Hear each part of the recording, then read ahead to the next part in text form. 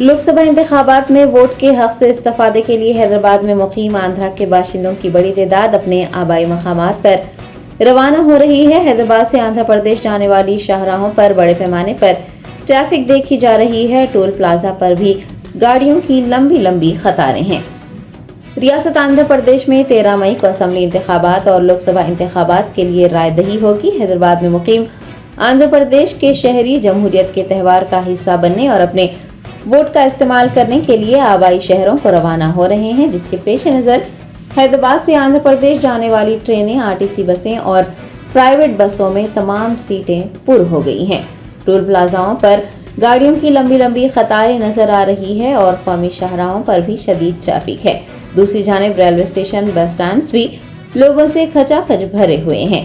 TSRTC की जानिब से आम इंतखाबात के दौरान वोट डालने वालों की सहूलत के लिए तकरीबन 1500 या 2000 खुसूसी बसें चलाने का ऐलान किया गया है। हैदराबाद के एमजीबीएस से 500 बसें, जेबीएस से 200 बसें और उपल से 300 बसें, एलबी नगर से 300 खुसूसी बसें चलाई जा रही हैं।